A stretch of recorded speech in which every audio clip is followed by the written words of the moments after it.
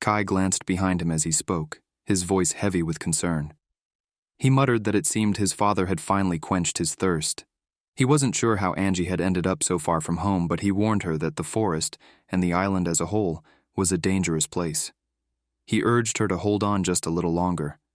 Once he had the strength, he swore he would break the curse with his own hands to protect her. The next morning, Angie called out to her mother.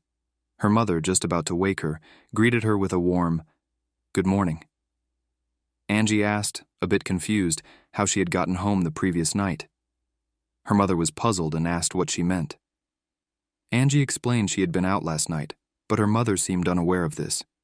She was even more baffled when Angie mentioned hearing a scream in the woods. They sat down together, and her mother tried to make sense of it. Her mother gently reminded Angie that if she had truly gone into the forest, her clothes would have been muddy. But they were spotless, and the front door had been locked when her mother went to check on her in the morning. Angie had been asleep, just as usual. Her mother suggested that it was likely just a nightmare and advised her to stop dwelling on the strange thoughts. She suggested Angie put those silly ideas out of her mind and come down for breakfast. But Angie felt troubled. She couldn't shake the feeling that what had happened wasn't a dream. She insisted that she had seen someone in the forest, a man who was so beautiful it took her breath away. She remembered everything vividly, how the man had been standing in a green meadow and shouting his name, Martin Silva. Her mother seemed to be listening for a moment, but then interrupted, asking if Angie had said something.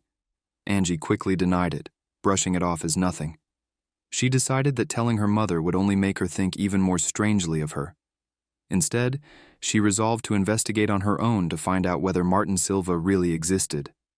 Her mother, changing the subject, offered Angie some fruit and suggested that since her cough had improved, she could have some rose tea. Angie declined, preferring honey tea until she felt completely better. Her mother mentioned in passing that she had heard that Lord Kylik's condition had been steadily improving. Angie was surprised to hear this and asked if it was true. Her mother confirmed it, saying that the new treatment was nearing completion. Angie felt a sense of relief. Perhaps her prayers had reached heaven. All she wanted was to be able to talk to Kai again, even if it was just hearing his voice. When she returned to the manor later, Angie overheard a conversation between a couple and the carriage man. They were discussing spring cleaning, a thorough cleaning of the manor that was typically done around this time of year. However, due to some of the maids coming down with the flu, they were in urgent need of more staff. Angie noticed the carriage man trying to pass her a note. He greeted her, saying that the woman would be home by tomorrow evening. The couple replied that it should be fine, noting she had a cold but was getting better. The note, however, was from Kai. It read, "I would like to give you your final birthday gift tonight. Zakari will be seeking your assistance with the spring cleaning. Meet me in the General Life Gardens tonight." Angie felt a surge of happiness and excitement as she read the note. The carriage man asked if she thought she would be all right going. Angie smiled and nodded, saying she would gladly help with the cleaning. As she made her way to the General Life Gardens that evening, Angie reflected on how the lies just kept piling up. But this was the only way she could see Kai. The General Life Gardens, known as the Greenhouse of Blackwell Heights, was said to have been lovingly constructed by Duke Blackwell for Lady Eugenia. It was a sacred and beautiful place, and tonight, in the heart of it, Angie was about to meet someone. When she arrived, she gasped in disbelief. Standing before her was the man from the forest. Kai greeted her softly. "Good evening, Angie." Kai greeted Angie in the evening, and Angie recognized his voice immediately. She asked if it was really him, and Kai confirmed that it was. Angie then questioned how Kai had come to find her after she ran into someone in the woods. Kai explained that it was him she had encountered and that she had likely lost consciousness due to shock, so he had carried her home. He added that it seemed she remembered everything that had happened. Angie recalled how her mother had insisted that it was all a dream, and there had been no sign that she had ventured outside. Kai revealed that he had erased all traces of her presence to prevent her parents from worrying. He had removed her footprints in the snow and returned her cloak to its usual spot. Angie asked why Kai had been in the forest, and Kai explained that he had also been woken by a strange scream. It turned out that something was wrong with the wind scythes.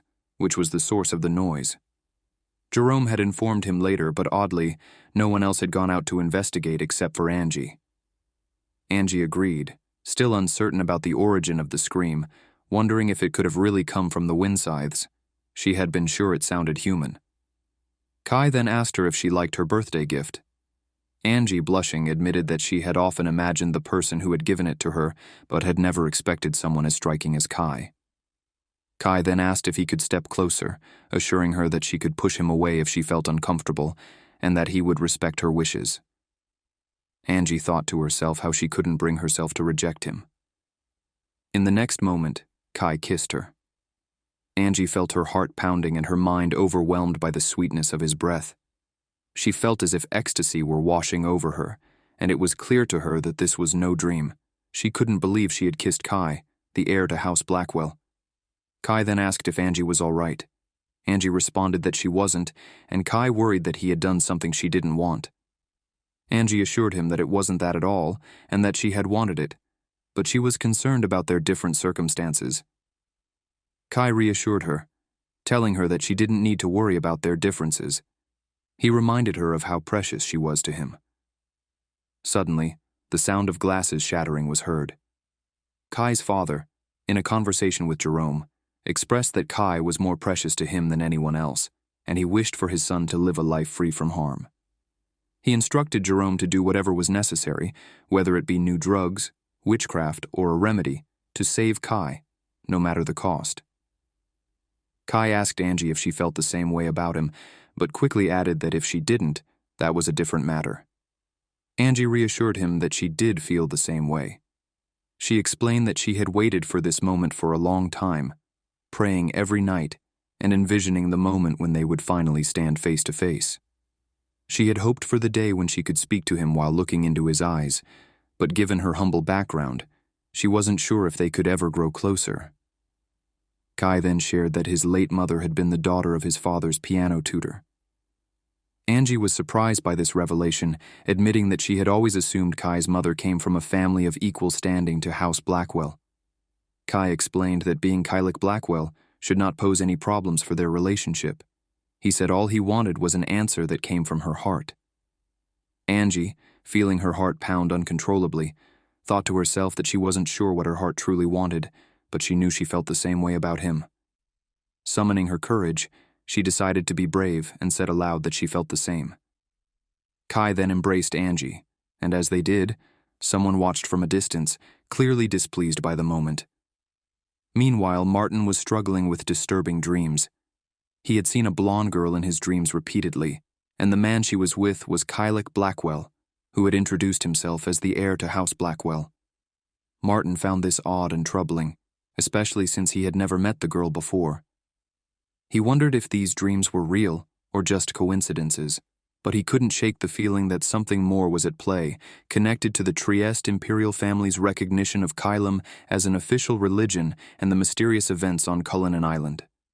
He questioned whether all of this was just fate or if he was losing his mind. Later, Angie was deep in thought about her conversation with Kai. He had apologized, saying that he would need to continue his treatment for a while longer, as the development of the new drug was still in the trial and error phase. He said they might not be able to see each other for some time, and asked if she would be all right. Angie told him that of course she would, as her only wish was for him to get better. Inside, she wondered if anyone had hurt her, and she hoped that this separation wouldn't last too long. She decided she just needed to be patient for now, and not feel anxious. Angie's thoughts turned to Martin Silva, the name she had heard recently. She didn't see his name in the book or the birthday list she kept, but she was sure that her sister figure had mentioned him before. She hadn't had such dreams until now, and the connection between them was starting to make her curious. She decided to look into the matter further and check the island registration records, wondering if his name might be there. Angie asked the registry clerk if there was any name resembling Martin Silva in the records, but he replied that there was nothing remotely like it. He showed her the register, which contained the names of everyone who had lived on the island for the past 20 years, but there was no mention of Martin Silva. Angie considered the possibility of someone she had never seen before appearing in her dreams, unsure whether this person even existed. She wondered if perhaps he was a ghost. The thought of a ghost crossed her mind, and she asked the clerk if there were any residents who had met a bad end while trying to escape the island, like Elliot, who had tried to row his boat past the wind scythes. The clerk said that, as far as he knew, there had been no such cases, but Angie could take a look at the death register if she wanted. Just as Angie was about to respond, Letitia appeared and greeted her, also saying hello to Mikkel. Letitia reminded Angie that they were supposed to get together to make guaypur lace. Angie decided to look at the register another time, hoping it might provide more clues or allow her to see the person from her dream again. As they walked together, Letitia mentioned that something about Angie seemed different. When Angie asked what she meant, Letitia told her she looked more beautiful than ever and asked if she had a secret. Letitia teased Angie, asking if she was seeing someone without telling her. Angie quickly denied it, feeling flustered by the suggestion. Letitia, noticing Angie's reaction, teased her further, saying she looked flustered.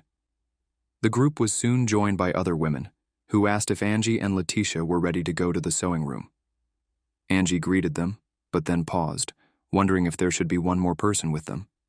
She mentioned that there had been an additional member in their embroidery circle, a tall woman with red hair who was always chatty.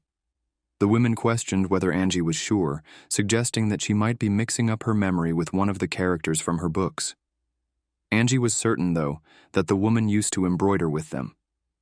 The women reminded Angie of a strange echo she had heard a few months ago in the middle of the night, suggesting that perhaps she was imagining things again.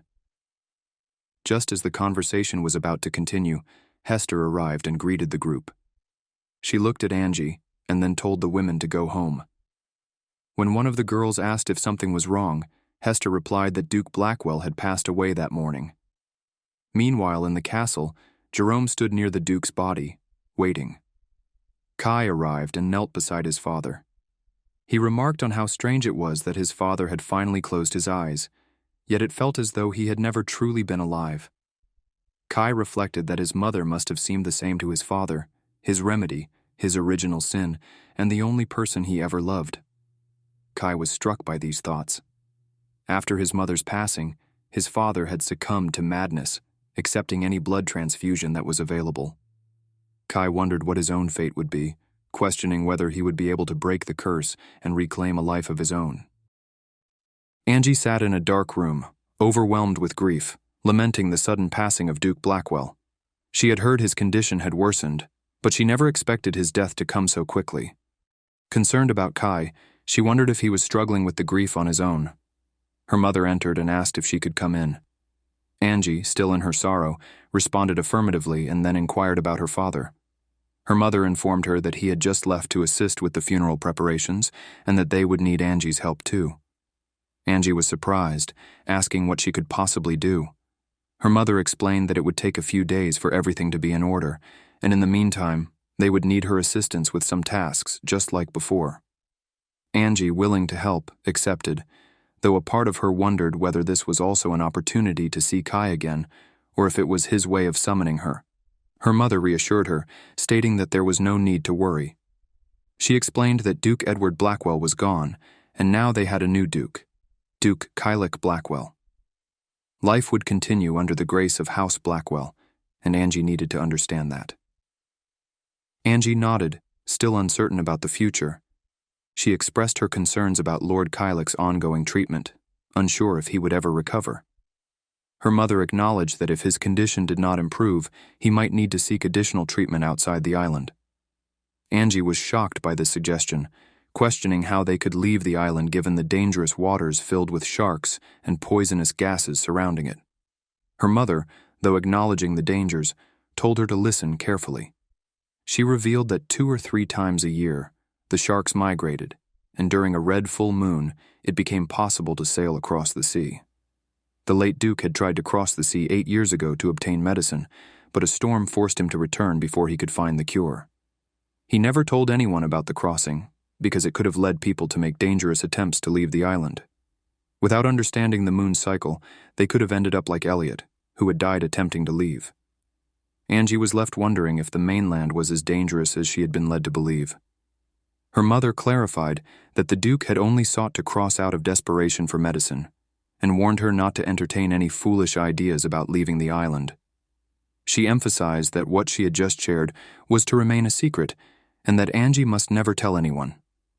Angie asked when the next lunar cycle might occur, but her mother explained she didn't know, adding that only long-serving attendants of House Blackwell likely had such knowledge. Her mother then instructed her to start packing, as she would need to go to Blackwell Manor as soon as the funeral was over. After her mother left, Angie was left to reflect on the strange possibility that she might one day leave the island. She prayed for the Duke's peaceful rest and for renewal and resurrection, hoping that their Lord's spirit would find peace. Standing there with her mother, Angie was told to stay where she was. She agreed but suspected that Kai would not attend the funeral, as he had always avoided appearing in front of others. As she glanced aside, she noticed a man standing nearby, and with a start, she wondered if it was Kai. When the man turned around, she asked if he had heard her. He responded with a hand gesture, asking for silence. Confused, she asked who he was, and the man with a faint smile replied, "It's been a while, Angela." It was Martin. Angie noticed how different Martin looked compared to when she had seen him outside the church, so much so that it momentarily reminded her of Kyle. Martin, noticing her reaction, commented that she didn't seem as surprised as he expected. He thought she would be caught off guard by the fact that he knew her name. Angie, confused, asked him to explain. Martin casually told her that he had heard a lot about her in passing, mentioning that she was Angela, the friendly president of Cullinan Island, known for her incredible talent in embroidery and love of reading. Angie, feeling slightly uncomfortable, asked him to simply call her Angie. Martin responded, introducing himself as Mikhail Randall, and requested that she call him by his name instead of referring to him by Lord Blackwell's title. Meanwhile, back at the manor, people were conversing, but Angie found herself outside, taking a moment to catch her breath. Mikhail joined her, asking why she was out there. She explained that she had stepped outside for a bit of fresh air. Mikhail agreed, noting that the atmosphere inside felt heavy, and he understood why she needed a break. He stood beside her for a moment in silence. Angie then mentioned that she had heard he had suffered from a long illness. Mikhail was surprised, saying he didn't think she had any interest in him. He went on to admit that it hadn't been long since he had recovered and rejoined the outside world. The air he breathed still felt unreal, much like how hard it was to believe that the Duke had passed away. Angie, with genuine concern, expressed her hope that he wouldn't suffer anymore. She told him that knowing how much pain he had endured for so long, her sincerest wish was for him to be happy from now on. Mikhail thanked her and said he was supposed to start helping out at the manor that day. He added that it was reassuring to see her there. Angie, somewhat shy, responded that she hardly knew more than he did about the duties, but Mikhail insisted that she was probably more capable than he was. Angie, lost in thought, reflected that she had missed seeing who had come for Kai earlier, but now she could tell that Mikhail had a completely different air about him. While Kai seemed like dark chess pieces, Mikhail embodied the light of the ivory ones. Mikhail then asked if she would like to go for a stroll, to which Angie agreed, saying she would like that. As they walked, Angie suddenly slipped and was about to fall, but Mikhail quickly caught her from behind. He asked if she was all right, and she thanked him for his quick reaction. Mikhail, noticing something on her arm, asked what the marks were from. Angie, confused, looked at her arm and wondered if she had gotten something on herself. Mikhail, upon closer inspection, pointed out that the marks looked like needle marks, and he mentioned he had similar marks himself. Angie was surprised and confirmed that the marks did indeed look exactly like his. She was puzzled, as she had never had an injection before and didn't know how she got them. Mikhail asked if he could take a closer look, and Angie agreed. As he examined her arm, Kai watched them from a distance. Jerome, standing beside Kai, spoke up, asking how long Angie would be there. Kai replied that she would be there for about 10 days. Jerome, noticing Kai's unease, asked if something was wrong. Kai, seemingly deep in thought, muttered that the man, referring to Mikhail, wasn't important for now. He added that it would take some time for everyone to adjust, but he was certain that the future would bring many changes. Annette, having become good friends with Angie while cleaning, told her that for the time being, they would be cleaning the library or doing some needlework. She asked if Angie would like to have breakfast together the next morning. Angie eagerly accepted, saying she would love that. Annette wished her good night, and Angie responded, saying she would see her in the morning. After the door shut and Annette left, Angie lay down on her bed. She thought to herself that she hadn't expected to have an entire room to herself. She wondered if she would see Kai that day, remembering that he had sent her a note saying he would try to visit. Angie reflected on the long day she had just experienced. First they had laid someone to rest, and then she had met someone new. She still couldn't stop wondering about the strange marks on her arm. If they were indeed from some sort of syringe, why couldn't she remember anything about it? She decided that she would ask her mother about it once she returned home. As her cold seemed to be getting better, she thought it might be a good idea to start drinking rose tea again tomorrow. That night, as Angie slept, she once again had the same dream. The man from before appeared and was calling to her. She recognized him, but couldn't recall ever telling him her name. Martin, in her dream, called out, asking if she could hear him and to respond, even if it was just a nod. He asked if she lived on Cullinan Island, to which Angie could only nod, unable to speak. Martin, appearing to have expected her answer, urged her to listen carefully. He warned her that the roses that grew on the island contained drugs, and she should avoid drinking rose tea. If she continued drinking it, her memory would start to fade, and she must try to recall who she was before coming to the island. He told her she needed to remember her true identity. Angie, desperate for answers, asked him to stay longer, but before he could respond, the dream shifted. Kai, standing by her bedside, asked if she had had a nightmare. He noticed she was drenched in cold sweat. Angie, still shaken, whispered his name. Kai confirmed it was indeed him. She asked when he had arrived, and he apologized for entering without permission, explaining that he hadn't expected her to be asleep.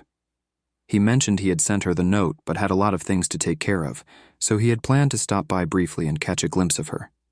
He acknowledged that he must have startled her. Angie reassured him that it was no trouble at all, though she couldn't shake the unsettling dream she'd just had. Martin had mentioned the rose tea being drugged, and she knew she needed to investigate further. However, with Kai there, it did bring her some comfort. She offered to light a candle, but Kai gently declined, saying it was fine. He mentioned he would be leaving soon but would stay a little longer. He kissed her hand softly. Angie, concerned, asked if he was all right, expressing worry about how exhausted he must be, both physically and mentally.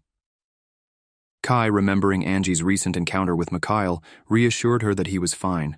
He told her that it was hard to be anything but all right when someone cared for him as much as she did. Then, with a hint of seriousness, he mentioned that once his treatment was complete, there was something important he would like to talk to her about. Kai, in their previous conversation, had mentioned that he wanted to talk about their future. The next morning, Angie was drinking tea, lost in thought. She wondered to herself how Kai was so good at kissing, losing track of time, and found herself wondering what else he might be good at. She quickly scolded herself for her thoughts, but in any case, she was relieved to see that his treatment seemed to be going well. Still, she was curious about what he wanted to discuss with her. He had said it was about their future, and she couldn't help but think of one thing in particular. Suddenly, she touched the hot pot by accident and yelped in surprise. "Ow, that was hot!" she exclaimed. Then she remembered something. Martin's warning from her dream about avoiding rose tea because it was drugged. She realized Martin had started appearing in her dreams around the same time she started drinking honey tea for her cold. This made her wonder if it was more than just a coincidence. She wasn't sure whether to believe him without more proof, but decided that stopping the tea couldn't hurt. A knock at the door interrupted her thoughts. It was Annette, asking if she was ready. Angie quickly responded, saying she would be right there. Several days passed, and at first, Angie felt nervous about deceiving everyone. But as time went on, her worries began to fade. She wanted to be brave, knowing that uncovering the truth would give her hope. Soon, her forgotten memories began to resurface. One afternoon, while sitting in a carriage, Angie suddenly remembered something. She muttered to herself, recalling a tall redhead girl named Lucy Perron, who used to embroider with her. None of the other girls believed her when she mentioned Lucy, as though she had vanished from their memory entirely. It was as if someone had erased all traces of her existence. When she returned home, her mother greeted her, concerned about her condition. She noticed Angie's pale face, gaunt appearance, dark circles under her eyes, and hair that seemed to be falling out. Angie admitted that something strange had been happening to her recently, prompting her mother to ask what exactly was wrong. Angie explained that she had been having a recurring dream where a man appeared, repeatedly telling her that she must leave the island. Her mother was shocked by this revelation, asking her to repeat what she had just said. Angie went on, saying at first she had dismissed it as just a dream, but now she felt a strange sense that the man was telling the truth. She wondered if it was possible that they simply didn't know much about the survivors of the war or the current state of the mainland, which might be safe by now.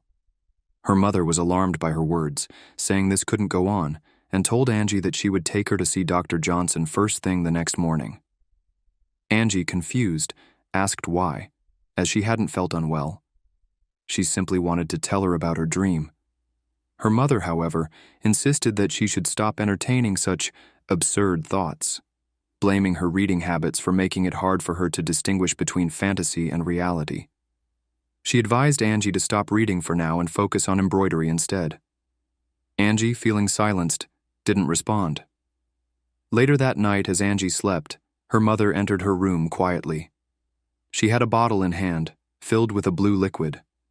Her mother poured the liquid into the water, murmuring softly as she did so. "Angie," she said, her voice barely audible, "we are going to continue being happy on this island, forever and always. And you should know, surrendering yourself to fate is the key to that happiness." In the castle, Jerome asked Kai if he was able to sit up. Kai, rubbing his forearm, let several bottles fall to the ground. He muttered that it was finally over. Jerome, concerned, asked how Kai was feeling. Kai replied that he was not feeling too bad, though he had a slight lightheadedness. Jerome, relieved, admitted that he had been doubtful that the treatment would be effective. Kai acknowledged that while he couldn't be sure when his condition might worsen again, he could manage for now. He mentioned that he would need to invite Angie soon to tell her the news. Meanwhile, Louise, who had been listening, interjected. She firmly stated that dreams were nothing but dreams, and that the man Angie had seen was merely an illusion. Kai's mother asked if that meant the man was not an escapee. Louise confirmed that everyone who had tried to leave the island had been captured and dealt with. Some had been lost at sea, but there was no chance they survived. She said that if Angie had started drinking the rose tea again, there should be no further issues. However, Louise asked if the only reason Angie had stopped drinking the tea was because of her cold, or if there had been another reason. Kai's mother responded that it had been the cold that made Angie stop drinking the tea, as honey tea had seemed to help with her illness. She assured Louise that they would be more careful moving forward. Louise then offered to provide more sedatives, which they could mix with water to ensure Angie slept soundly without any dreams. Kai's mother thanked Louise. At this point, Kai's father asked if that meant Angie would be all right. He mentioned that Lord Kylik had ruled Angie out as a remedy before starting his treatment. Louise confirmed that was true, and nobody had been able to persuade Lord Kylik otherwise. Kai's father, still worried, asked if Angie's safety was assured. He acknowledged that Angie's blood had been an exceptional gift for Lord Kylik, but hoped they could find a different remedy. Louise responded by noting that the couple had grown quite attached to Angie, almost as if they thought of themselves as her real parents. Kai's mother, touched, confessed that she had come to cherish Angie over the years. She said there was no one in the world quite as bright and lovely as Angie. Louise reassured them that there was nothing to fear. She explained that Master Kylik wished for Angie to be well, and if there was any issue with her memory again, they could simply proceed with the next step. This would involve using an amnesiac to reset her memories. In the market, a man was reading a newspaper in front of a house. Someone mentioned that Martin had come by. The man reading the newspaper was Wilhelm van Ametige, the founder of Ametige Steel Company. Martin, approaching, greeted him, saying it had been a while since they last met. Wilhelm agreed and invited Martin to sit down. Martin, requesting a merchant ship to sail to the island, explained that he only needed a sailboat as a disguise. He recalled that, from what he remembered, the island was not too far away and that a boat could likely reach it in less than a week. Wilhelm assured Martin that procuring a boat would not be difficult. However, he expressed concern about Martin's safety, asking if he would be all right should something happen. Martin reassured him, saying that as long as he didn't enter the island, nothing dangerous would occur. Wilhelm, trusting Martin, asked if he truly believed he would be able to locate the girl from his dream. Martin admitted that he couldn't be certain, but insisted that he wanted to check for himself. He added that he couldn't afford to ignore the victims. A man looking at Martin remarked that it had been a long time since he had seen that particular look in his eyes. Martin, his voice tense, responded that he had been a victim as well. He explained that he had been abducted and taken to the island against his will, and believed there must be countless other children who had suffered the same fate, just like the man's daughter. The man, clearly confused, asked if Martin realized what he was saying, accusing Duke Blackwell of forcefully taking children to the island and manipulating their memories through drug addiction. He scoffed at the idea, calling it utter nonsense. The man expressed deep gratitude for Martin rescuing his daughter at the risk of his own life. However, he insisted that his daughter had merely been lost and wandering around when she attracted the attention of some petty criminals. He reminded Martin that House Blackwell was a collateral line of the tri-state royal family, the most powerful family across the continent. He felt no ill will toward the Duke, and despite being the richest man in the Winter Guard, his health was nothing compared to the Duke's. The man questioned where Martin had picked up such strange ideas, but advised him to stop talking about it. Since Martin had saved his daughter, he promised to reward him generously. Martin, however, insisted that the Duke's modus operandi was to target orphans, children who wouldn't be missed if they disappeared, and transport them to the island as sacrifices. He reminded the man that his daughter, when she had been found, had been disheveled and could easily have been mistaken for an orphan.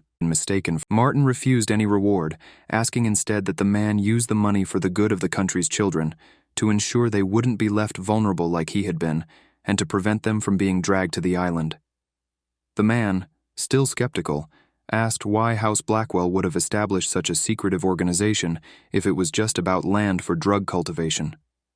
He reasoned that an estate on the mainland would have been a safer choice, and that they could have found much stronger manpower than children if they needed labor. Martin, unperturbed, asked if the man had ever heard of a dark ritual called eternity. The man, bewildered, asked what Martin meant.